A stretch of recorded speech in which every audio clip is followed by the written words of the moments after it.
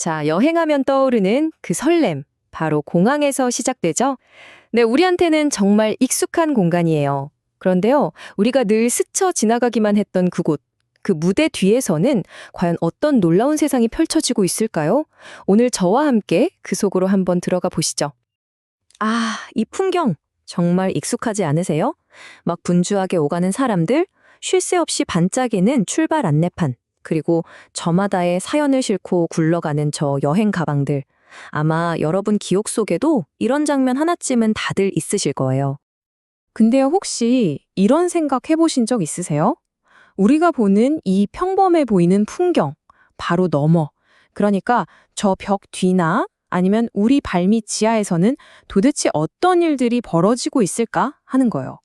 자, 지금부터 그 비밀의 문을 한번 활짝 열어보겠습니다. 자, 첫 번째 비밀의 열쇠는요, 바로 이 수많은 사람들의 흐름을 마치 오케스트라처럼 지휘하는 과학, 승객 동선 설계에 숨어 있습니다. 우리는 보통 공항 안에서 그냥 발길 닿는 대로 움직인다고 생각하잖아요. 근데 사실은 그게 아니에요. 우리가 무심코 쳐다보는 저 안내판의 각도, 걷고 있는 복도의 폭, 심지어는 바닥의 무늬까지. 이 모든 게 다 치밀한 계산 아래 설계된 거랍니다. 예를 들면 사람들은 무의식적으로 좀 더 밝거나 넓은 공간으로 향하는 경향이 있거든요. 바로 그런 심리를 이용해서 우리의 발걸음을 자연스럽게 유도하는 거죠. 정말 대단하죠. 자, 우리 여정을 한번 생각해 볼까요? 공항에 도착해서 안내판 보고 길 찾고, 체크인 카운터에서 줄 서고, 보안 검색 때 통과하고, 그리고 나면 꼭 거쳐야 하는 관문처럼 면세점이 쫙 펼쳐지죠. 그리고 마침내 탑승 게이트에 도착. 이 모든 과정이 사실은 승객들을 한 방향으로 아주 효율적으로 이동시키는 거대한 깔때기 같은 역할을 하는 거예요. 여기에 진짜 재밌는 개념이 하나 숨어 있어요. 바로 대기행렬 이론이라는 건데요. 이게 그냥 줄 서는 걸 연구하는 게 아니라 엄연한 수학의 한 분야입니다. 공항은 이 이론을 이용해서 이 시간대에는 여기에 사람이 몰리겠구나 하고 예측하고 창고를 더 열거나 해서 우리의 소중한 시간을 아껴주는 거죠. 그리고 그거 아세요? 보안 검색대 줄이 왜 구불구불한 지그재그 형태인지? 그게 그냥 공간 활용 때문만이 아니에요. 심리적으로 덜 지루하게 느끼게 만들고 또 실제로 대기 시간도 줄여주는 효과가 있다고 합니다. 진짜 똑똑하게 설계된 거죠. 자, 그럼 이제 눈에 보이는 물리적인 공간에서 벗어나서 보이지 않는 디지털 세계로 한번 넘어가 볼까요? 바로 공항을 움직이는 거대한 데이터망에 대한 이야기입니다. 공항에 딱 들어서면 우리 시선이 가장 먼저 향하는 곳 중 하나가 바로 이 출발 안내판이죠. 그런데요, 우리가 보는 이 간단해 보이는 몇 줄의 정보가 사실은 어마어마한 글로벌 정보 네트워크인 빙산의 그야말로 수면 위로 드러난 아주 작은 한 조각에 불과하답니다. 10만. 자, 10만이 넘는 이 숫자. 이게 뭘 의미하는 걸까요? 놀라지 마세요. 이게 바로 큰 공항의 운영센터가 단 하루 동안 처리하는 메시지의 숫자라고 합니다. 이륙, 착륙 정보는 기본이고요. 승객 정보, 날씨 상황 같은 온갖 정보들이 정말 쉴 새 없이 오가고 있는 거예요. 앞서 말씀드린 빙산의 비유가 바로 이런 거죠. 우리 눈에는 그냥 F123 항공편 비포 게이트 정시 출발 이렇게 간단한 정보만 보이잖아요. 하지만 그 물밑에서는요, 항공기 등록 번호부터 시작해서 승무원 스케줄, 승객 명단, 싣고 가는 짐 개수, 연료는 얼마나 남았는지, 기내식은 준비됐는지, 정비는 이상 없는지, 이 모든 데이터가 정말 톱니바퀴처럼 맞물려서 실시간으로 돌아가고 있는 겁니다.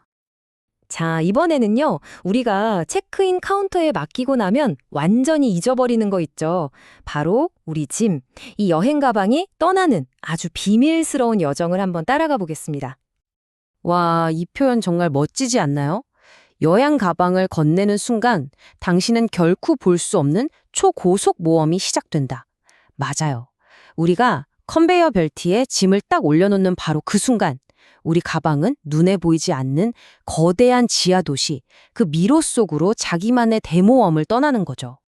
그 여정이 얼마나 빠르고 정확하게 이루어지는지 한번 볼까요? 자, 체크인하고 5분, 벌써 수화물 처리 시스템으로 들어갑니다. 그리고 또 10분 만에 여러 보안 스캐너를 휙휙 통과하죠. 25분이 지나면 거대한 자동화 허브에서 우리 가방에 붙은 바코드를 딱 읽어서 정확한 목적지로 착착 분류하고요. 45분 뒤면 드디어 제 비행기에 안전하게 실리는 겁니다. 이 모든 게 정말 거대한 자동화 도시처럼 한치의 오차도 없이 착착 움직이는 거예요. 자, 이제 이 모든 과정의 클라이맥스, 하이라이트로 가보겠습니다. 바로 비행기가 게이트를 떠나 저 푸른 하늘로 향하는 그 순간, 완벽한 동기화가 만들어내는 한 편의 교향곡에 대한 이야기입니다. 혹시 턴어라운드라는 말 들어보셨어요? 비행기가 공항에 도착한 후에 다음 비행을 위해 다시 출발하기까지 준비하는 모든 과정을 말하는데요. 이 정말 짧은 시간 안에 이루어지는 작업들이요. 지구상에서 가장 복잡한 군사작전만큼이나 정교한 물류 작업 중 하나로 꼽힌다고 해요. 이 완벽한 턴어라운드를 위해서 얼마나 많은 팀들이 동시에 움직이는 줄 아세요? 지상에서 비행기를 유도하는 조업팀, 따끈한 기내식을 실어주는 팀, 항공유를 가득 채우는 팀, 기내를 깨끗하게 청소하는 팀, 우리 짐을 옮기는 팀, 비행기 상태를 점검하는 정비팀, 거기다 조종사와 승무원, 하늘의 교통을 정리하는 관제탑까지. 이 중에 정말 단 하나라도 삐끗하면 모든 게 멈춰버릴 수 있는 거예요. 정말 한 편의 발레처럼 완벽한 호흡이 필요한 거죠. 네. 지금까지 우리가 살펴본 이 모든 복잡하고 정교한 과정들, 이 수많은 사람들의 땀과 노력은 결국 단 하나의 순간을 위해 존재하는 겁니다. 바로 비행기가 힘차게 활주로를 박차고 하늘로 날아오르는 그 순간, 이륙을 위해서죠. 자, 이제 다시 우리가 맨 처음 봤던 이 사진으로 돌아와 볼까요? 그저 분주하고 평범해 보였던 이 공항 터미널의 모습이 이제는 좀 다르게 보이지 않으세요? 이제 공항은 더 이상 그냥 건물이 아니죠. 그 뒤에서 쉴 새 없이 움직이는 보이지 않는 거대한 기계의 심장부처럼 느껴집니다. 우리가 봤던 그 모든 것들은 사실 그 거대한 기계의 아주 작은 일부에 불과했던 거예요. 매년 하늘길을 이용하는 사람들은 수백만 명씩 계속해서 늘어나고 있어요. 그렇다면 우리가 오늘 살펴본 이 보이지 않는 발레는 앞으로 또 어떻게 진화해야 할까요? 인공지능 같은 새로운 기술은 이 거대한 시스템을 또 어떻게 바꿔놓을까요? 다음에 공항에 가실 땐 그냥 지나치지 마시고 한 번쯤 이 거대한 기계의 심장 박동 소리에 귀 기울여 보시는 건 어떨까요? 아, 꿈만 같았던 다낭 여행. 이제 돌아가야 할 시간이죠? 여행의 마지막, 이 다낭 국제공항에서 출국하는 거, 스트레스 없이 완벽하게 마무리하는 법, 지금부터 제가 싹 다 알려드릴게요. 여행의 마지막 관문이 바로 공항이잖아요. 여기서 막 예상치 못한 일로 기분 망치면 너무 아쉽죠. 공항 도착해서 비행기 타는 그 순간까지 여러분의 여정이 아주 순조로울 수 있도록 지금부터 그 해답을 하나하나 알려드리겠습니다. 네, 바로 여기가 다낭국제공항 국제선 터미널입니다. 언뜻 보면 좀 복잡해 보일 수도 있는데 전혀 걱정 마세요. 오늘 제가 모든 과정을 차근차근 짚어드릴 거니까 저만 믿고 따라오시면 됩니다. 자, 그럼 첫 번째 단계부터 시작해 볼까요? 시내에서 공항으로 와서 항공사 카운터에 짐 붙이기까지. 딱 거기까지의 과정입니다. 다낭 시내에서 공항까지는 진짜 가까워요. 한 15분? 그 정도면 충분하거든요. 그래서 대부분 그랩이나 택시 타는 게 제일 편하고 빠릅니다. 여기서 딱 하나 기억할 점, 국제선 출발은 2층이라는 거 잊지 마세요. 택시나 그랩을 타면 공항 들어갈 때 통행료, 그러니까 톨비를 내야 하거든요. 4인승차 기준으로 만동, 우리나라 돈으로 한 500원 정도예요. 보통 기사님이 먼저 내시고 내릴 때 요금에 합쳐서 받으니까 이거 뭐지? 하고 당황 안 하셔도 돼요. 이건 진짜 중요한 꿀팁이에요. 특히 한국 가는 밤 비행기들, 이게 출발 시간이 거의 다 비슷비슷해서 출국 심사 줄이 어마어마하게 길어질 때가 많아요. 좀 여유롭게 들어가고 싶다 하시면 무조건 최소 30시간 전에는 공항에 도착하시는 걸 정말 강력하게 추천합니다. 혹시 텍스 리펀 받으실 분들은 이 순서가 정말 중요해요.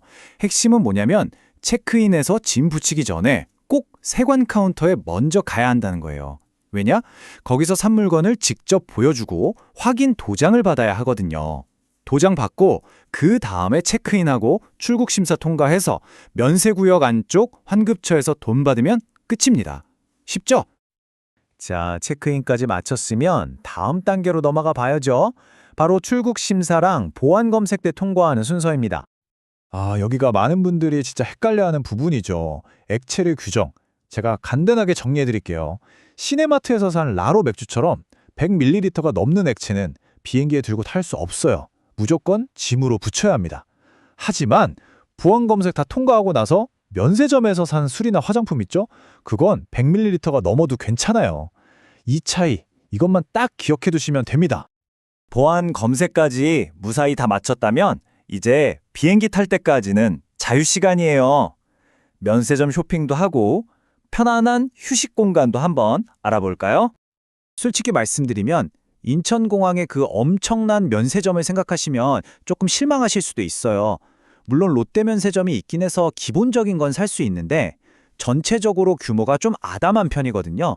그러니까 여기서 쇼핑을 다 해야지 이런 계획보다는 혹시 빠뜨린 거 있나? 하는 정도로 생각하시는 게 마음 편하실 거예요.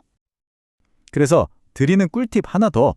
선물용 과자나 커피 같은 거 있잖아요. 그거 공항보다 시내의 롯데마트나 한시장이 훨씬 저렴합니다. 이건 진짜예요. 여행 마지막 날 미리 시내에서 쇼핑 끝내두는 게 돈 아끼는 제일 확실한 방법이에요. 만약 탑승까지 시간이 좀 많이 남았다, 그러면 라운지 이용하는 거 추천해요. 특히 PP카드 있으신 분들한텐 아주 유용하죠. 뷔페식으로 음식도 꽤 잘 나오고 와인도 공짜로 마실 수 있고요. 무엇보다 좋은 건 샤워 시설이 있다는 거. 밤비행기 따기 전에 개운하게 씻으면 정말 좋잖아요. 자, 이제 톤을 조금 바꿔서 정말 중요한 정보 알려드릴게요. 즐겁게 쇼핑한 기념품 때문에 과태료 폭탄 맞는 그런 끔찍한 일을 막기 위한 내용이니까요. 네, 지금부터는 진짜 중요합니다. 잠깐이라도 딴 생각하시면 안 돼요. 에이, 이거 하나쯤은 괜찮겠지 하는 그 생각이 정말 큰 과태료로 돌아올 수 있습니다. 꼭 집중해 주세요. 이게 제일 많이 걸리는 품목이에요. 베트남에서 선물용으로 많이들 사시는 소고기 유포 절대 안 됩니다. 햄, 소시지 이런 모든 종류의 고기나 고기 가공품은 전염병 때문에 반입이 엄격하게 금지되어 있어요. 만약에 이런 육류 제품을 신고 안 하고 들여오다가 걸리면 최대 1,000만 원의 과태료를 낼 수도 있습니다. 육포 한 봉지 때문에 1,000만 원이라니 너무 심하잖아요. 절대 가볍게 생각하시면 안 돼요. 그 달콤한 베트남 망고, 진짜 잊을 수 없는 맛이죠. 근데 너무 아쉽게도 생과일은 한국에 가져올 수가 없어요. 병해충 때문인데요. 잘 말려서 포장된 건망고는 괜찮지만 생망고나 두리안 같은 생과일은 절대 안 된다는 점 꼭 기억해 주세요. 베트남 시장 가면 흔히 볼 수 있는 소위 짝퉁 제품들 있죠. 기념으로 하나 사볼까 하는 생각으로 샀다가 세관에서 그대로 뺏길 수 있습니다. 위조 상품 반입은 엄연히 불법이니까 조심해야 해요. 마지막으로 한국 들어올 때 면세 한도입니다. 이 표 하나만 잘 기억해 두시면 신고할 때 정말 편하실 거예요. 술은 2병까지 합쳐서 2리터랑 400달러를 넘으면 안 되고요. 담배는 한 보루, 향수는 100ml까지, 그리고 이 세 가지 빼고 나머지 물건들은 전부 합쳐서 800달러까지 면세입니다. 자, 이제 여러분의 캐리어를 열고 마지막으로 한번 점검해 볼 시간입니다. 혹시 제가 말씀드린 반입 금지 물품 슬쩍 들어가 있진 않나요? 즐거웠던 다낭 여행의 기억이 마지막 공항에서 나쁜 추억으로 바뀌지 않도록 딱 한 번만 더 꼼꼼하게 확인해 주세요.